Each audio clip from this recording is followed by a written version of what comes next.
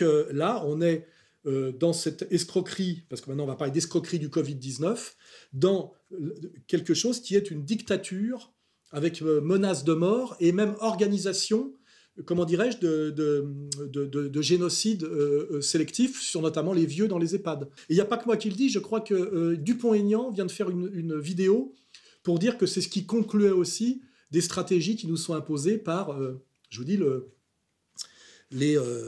nos cadres du lobby pharmacochimique français qui donnent leurs ordres aux politiques et qui, effectivement, sont accompagnés, on va dire, bêtement par les médiatiques, si je veux bien admettre que les médiatiques sont juste des idiots utiles. Faudra faire le tri.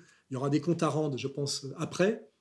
Il y aura des comptes à rendre après le déconfinement. C'est pour ça aussi, j'annonce déjà, le déconfinement total et intégral n'aura jamais lieu. Hein. Si les gens qui sont au pouvoir en ce moment peuvent se maintenir au pouvoir et continuer dans leur logique, il n'y aura jamais de retour à la situation d'avant. Ils ne peuvent pas se le permettre. Parce que retour à la situation d'avant intégrale, ça finit au tribunal de Nuremberg inversé. Hein. Donc ils vont se démerder pour que maintenant ça dure éternellement. Faites-moi confiance. Hein.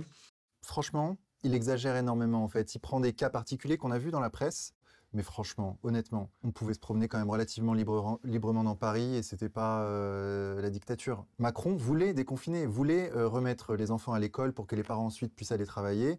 C'était en fait exactement l'inverse, c'est-à-dire que le gouvernement voulait déconfiner. Or, Soral nous dit que le but du gouvernement, là, en l'occurrence, c'est de maintenir le confinement à l'infini. C'est ce qu'on comprend en fait, c'est que le but de Macron, là, c'est que les gens restent chez eux, qu'on soit tous emprisonnés chez nous, entre guillemets.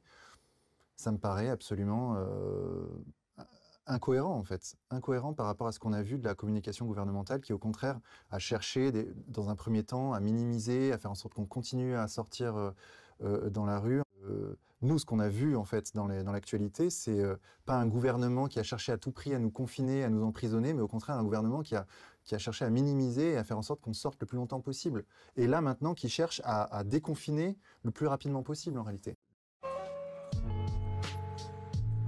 J'annonce déjà, le déconfinement total et intégral n'aura jamais lieu. Franchement, il exagère énormément en fait. Si les gens qui sont au pouvoir en ce moment peuvent se maintenir au pouvoir et continuer dans leur logique, il n'y aura jamais de retour à la situation d'avant. Ils ne peuvent pas se le permettre. Donc ils vont se démerder pour que maintenant ça dure éternellement.